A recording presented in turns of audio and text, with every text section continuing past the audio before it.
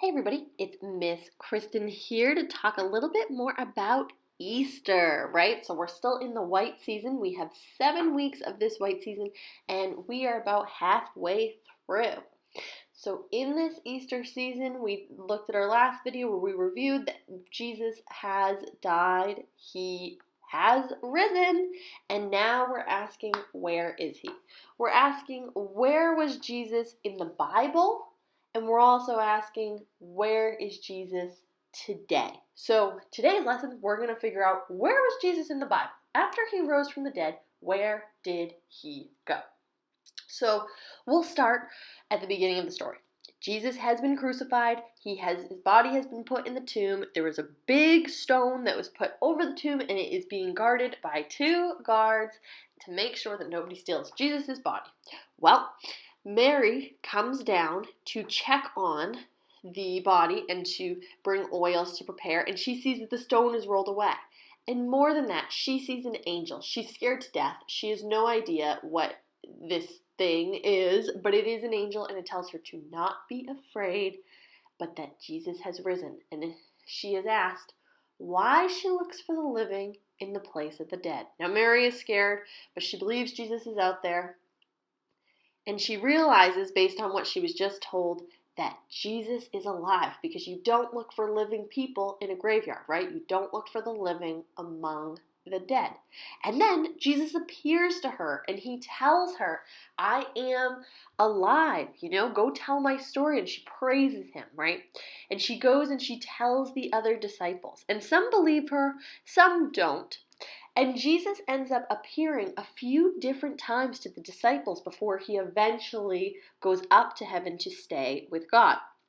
One of the big times we're going to talk about is called the road to Emmaus. Now, some of the disciples believe Mary and some don't. So there's some disciples walking down the road going to the town of Emmaus, and they run into Jesus, but they don't recognize him. So they're just talking to him, and Jesus is kind of like, hey, what you been up to? Like, what's going on in town? Kind of acting like he doesn't know about his own crucifixion.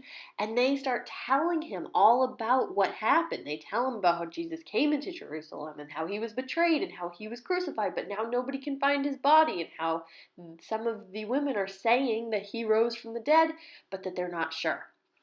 And then Jesus goes to the town with him, and he breaks bread, and they realize it's him, and they think he's a ghost. But he says he's not a ghost. He's made of flesh and bone. He shows them his hands and his feet, and they touch him, and he eats food, and they realize that Jesus is back from the dead as a living person. He's not a ghost.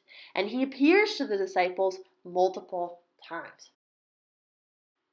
So the question is, why don't the disciples always recognize Jesus? Some recognize him right away. Others don't recognize him, like for instance, when they see him on the road to Emmaus. Why is that? Is Jesus wearing a disguise? Does he look different? Maybe he is. Maybe he does look different. Or maybe the disciples didn't see him because they didn't want to see him. Maybe they were so devastated by his death that they lost their faith that Jesus was their Savior.